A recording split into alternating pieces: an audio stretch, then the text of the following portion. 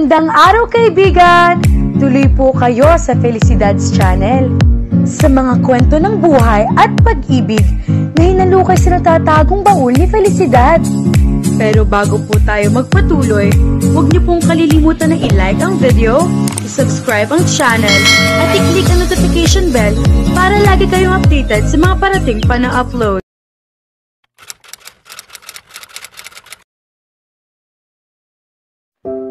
Hindi maganda o gaga si Freya sa pagdadala ng mga gamit ni Kai. Isang malaking maleta at dalawang gitarang dala-dala niya kanina pa mula na umalis sila ng bahay nito. Halos ihagis na nito ang mga iyon sa mukha niya bago sila umalis. Sa susunod, ikaw na maghahanda ng mga yan tuwing may gig kami at ikaw rin ang mag-aasikaso ng schedule ko, okay? Sabi pa nito. Gusto niya magreklamo sa pag-uutos nito ng ganoon na lang. Hindi ba nito nakikita hirap na siyang bitbitin ang lahat ng gamit nito? Gaga, di ba PA ka nga ng dumuhong yan? Personal alalay. Tama lang na utusan ka niya. Hay, kailangan niyang sanayin ng husto ang sarili niya sa ideyang iyon. Mababaliw na yata siya, pati ang isip niya at kaluluwa niya ay nagtatalo na. Humanda ka, Cairo Balmes. May araw ka rin sa akin. Malayo pa lang ay tanaw na niya ang hindi magkamayo ng mga tao at lahat isabek na makita ang mga miyembro ng Nine Lives. Duh, been there, done that. Bulong niya sa sarili nang muling maalala ang huling panonood niya ng performance ng banda. Ironically, damang-dama niya ang enthusiasm ng mga tao na makita sina Kai, Vin, Warren at Denver. Samantalang siya ay hindi na matagalan ang pagtira sa bahay mismo ng taong binansagang hottest band vocalist who ever lived.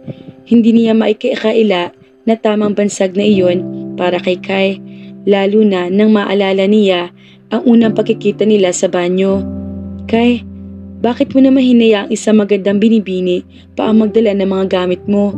Napaka-ungentleman mo naman, ani Warren, na kanina pa pala nakamasid sa kanila. Oo nga naman bro, pagsang-ayon ni Vin, kinuha nito ang dalawang gitara na kasukbit sa magkabilang balikat niya. Akala ko ba, nakakuha ka na ng bagong PA? Nasaan na? Tumingin sa kanya si Kai bago sumagot. Siya na nga yun. What? Halos sabay-sabay na bulalas ng tatlong bandmates nito. Wow, you really wanted change huh? This is the first time you've a lady as a PA, komento ni Denver. Yeah, she's way hotter than that Julius guy. Hindi niya maunawaan ang sinabi ni Vin. Ikinokompara ba siya nito sa isang lalaki? Way hotter, sabi naman ni Warren. Kung mag-usap ang mga ito, parang wala siya roon. Binalingan nito si Kai. Kahit alam na natin isang paparazzi, well, frustrated paparazzi ang Julius na yon. Obvious naman na may pagnanasa sa iyo yun pare. Kumakatitig, ang lagkit. Saka niya naunawaan kung bakit naikumpara siya sa isang lalaki na hindi pala talaga buong-buong lalaki dahil may pagnanasa rin sa hottest band vocalist who ever lived. Collectively, pwedeng tawagin ang Nine Lives na hottest band who ever lived.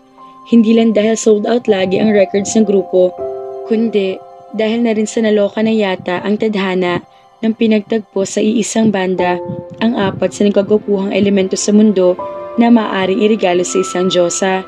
Pwede sigurong agawin muna niya kay Ann Curtis ang titulo ng pagiging diyosa dahil sa ngayon ay siyang biniyayaang mapalibutan ng apat na elementong ito.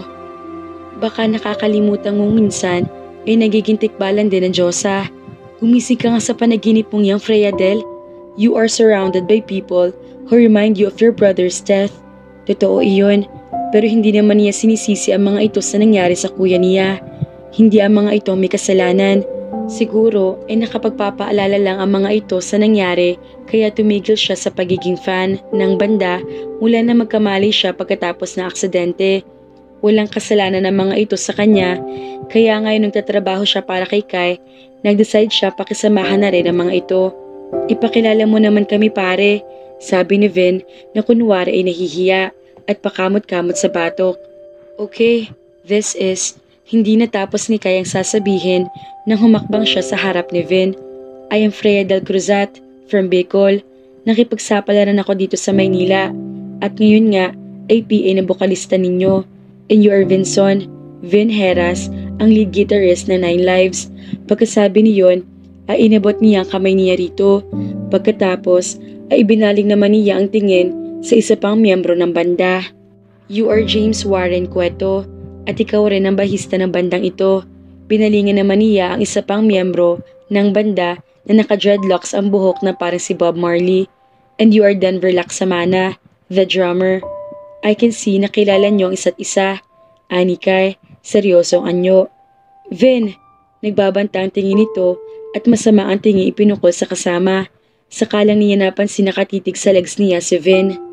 Dude, I'm sorry. I can't help it. Ani Vin, na itinaas ang mga kamay tumalikod na. Sa halip na mainis ay natawa pa siya.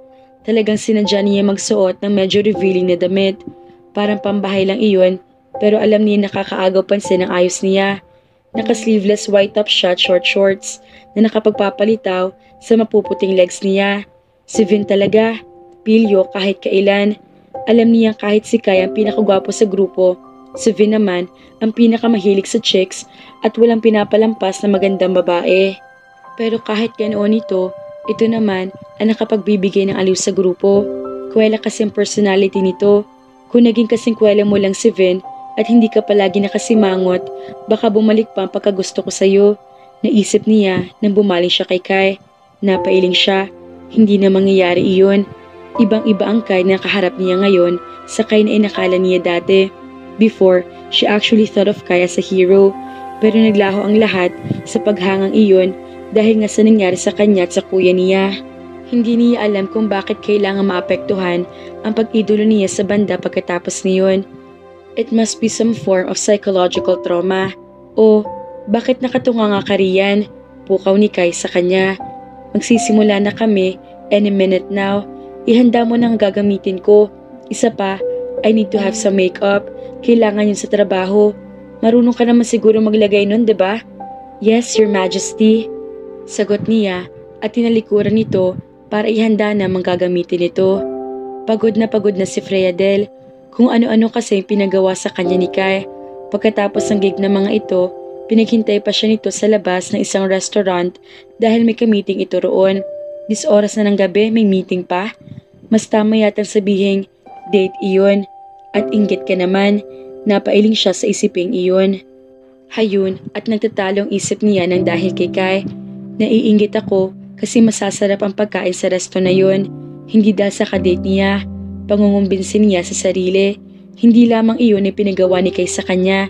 Pagkadating nila sa bahay, hindi pa man nakakahuma ang mga muscles niya sa pagbubuhat ng mabibigat na bagay na dala niya. Nagpatimpla naman ito ng kape. Pabalik-balik pa siya sa kusina dahil hindi raw niya makuha ang panlasa nito. Pagkatapos niyon, inutusan naman siya nitong masahihin ito at lalo ikinainis na kalooban niya. Alam niya nagtatrabaho siya rito at binabayaran nito ang bawat pawis na tumutulong mula sa sexy body niya. Pero tao rin naman siya at napapagod. Violation of human rights ang ginagawa nito. Ngunit hanggang sa isip lang naman niya pwede magreklamo dahil sa pagmamaktol ng kalooban niya ay napadiin ang pagmasahe niya sa ulo nito. Dumilat ito at tinignan siya ng matalim. Agad nang lumambot ang pagkatitig nito at saka bumalik sa posisyon nito kanina. Naglakbay ang mga kamay niya sa mukha nito. Maya-maya pa ay nakatulog na ito. Tinititigan niya ang bawat feature ng mukha nito, mula sa talukap ng mga mata na may mahahabang eyelashes nito, sa matangos na ilong hanggang sa mapupulang labi nito. Ano kaya ang pakiramdam na mahalikan ng mga labing iyon? Pinagalitan niya ang sarili sa pag-iisip ng ganoon. Ngunit kasabay rin ng isiping iyon ay ang mabilis sa pagtibok ng kanyang puso. Oh God! Napatda siya ng mamalayang kanina pa pala nakadilat si Kai at nakatingin din ito sa kanya. Sinasabi ko na nga ba at natutulala ka sa kagwapuhan ko kaya natigil ang pagmasahe mo. Sumilay sa mga labi nito ang nakalolokong ngiti. Ang yabang mo, may nakita lang akong dumi sa bibig mo. Alisin ko sana kaya lang, nagising ka na pala. Tumalikod na siya. Matutulog na ako. Hinabol siya nito at pinigilan sa braso. Teka, hindi ka pa tapos. Masakit pa mga balikat ko. Masahihin mong mukha mo. Kung pagod ka, lalo naman ako, no? Masakit din ang mga kalamnan ko. Baka nakakalimutan mong akong pinagdala mo na mabibigat na gamit mo. Hindi birong dalhin ko lahat ng mga iyon na mag-isa. Ngayon, kung iniisip mo na, tumigil siya sa pagsasalita nang maramdaman niyang lumuwag ang pagkakahawak nito sa braso niya. 2 beses na huminga ito ng malalim. Marahil ay ayaw na nitong marinig kung ano man ang sasabihin pa niya. Sige, pumanhik ka na. Good night. Nagtataka man, pumanhik na nga siya. Pagod na rin siya at gustong-gusto na niya matulog. Bukas, siguradong katakot-takot na mga utos na naman ang gagawin nito. Naligo muna siya bago tuluyan na tulog. May banyo naman sa kwarto niya, kaya hindi na niya kailangan bumaba. Naalala ulit niya ang unang pagtatagpo nila ni Kai sa banyo sa ibaba. Sira pala ang shower ng banyo sa kwarto nito, kaya doon ito naligo sa ibaba. Hindi nito inaasahang darating sila ni Bryce, kaya hindi ito nag-abala mag-lock ng pinto. Marami na naman naglaro sa isip niya nang nakahiga na siya sa kama. Una roon, ang biglaang pagbilis ng tibok ng puso niya habang pinagmamasdan niya ang gwapong mukha ni Kai. Kuya, I don't know what's happening with me. Help me please. Ang nais niya ng mga sandaling iyon ay mapaniginipan ng kuya niya at bigyan siya nito ng mga advice katulad ng ginagawa nito noon. Pero, wag ka lang magpapakita habang gising ako kuya ha. Baka atakihin ako sa puso. Hindi ko na yan matutupad ang pangako ko sa'yo. Ang tinutukoy niya ay ang pangako nitong tutubusin ang CRV kay Manilyn. At saka, hindi pa ako nakakakuha ng impormasyon doon sa pinaimbestigahan ko kay Bingbong. I need to know the truth, kuya. I need to know kung bakit ganoon sa akin si Daddy. Bakit kahit kailan ay hindi ko maramdamang mahal niya ako. Isang mapaklang ngiti ang gumuhit sa kanya mga labi. Samantalang ikaw, palagi niya pinapabura noon. Hindi niya sinisisi ang kuya niya kung mas mahal ito ng daddy nila. Bukod sa lalaki ito at siya magiging katuwang sana ng kanila mga ama sa negosyo, ito rin sana ang magdadala at magpaparami ng angkan ng mga kruzat sa mundo. Dahil alam niya hindi niya magagawa ang maari magawa ng kuya niya para sa daddy nila, pinagsisikapan na lang niya mag-excel sa ibang bagay. Palagi siyang top 1 sa horror role mula elementary. Kahit alam niya na pipilitan lang ang daddy niya umakyat sa stage dahil na rin sa pangungumbinse ng kuya niya. Masaya na rin na pakiramdam niya kahit wala siya nakukuhang appreciation mula rito. Pareho nilang alam na ayaw ng daddy nila na makarinig ng kahit anong musika, kaya patago sila kung tumugtog noon ang kuya niya.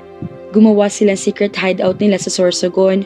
Doon, pinagsasawa nila ang kanilang mga sarili sa pagtugtog ng iba't ibang instrumento. Isang resort ang hideout nilang iyon na pinag-ipunang bilhin ng kuya niya para maging hinggaan nila ng sama ng loob mula sa mga pasakit na dala ng stress sa eskwelahan at sa mundo. May treehouse doon kung saan sila nagpapahinga magkapatid. Nagsisisi siya at hindi niya nabisita iyon bago siya umalis. Pero alam niyang babalik siya roon balang araw. Nakatulog siyang dala sa panaginip ang alaala nilang magkapatid sa lugar na iyon. Mga ka-felisidad, manumbalik kaya ang crush ni Freya kay Kai ngayong magkasama na sila sa isang tirahan? Ang totoo, wala namang kasalanan si Kai sa nangyari sa kuya ni Freya. Kaya naman, abangan!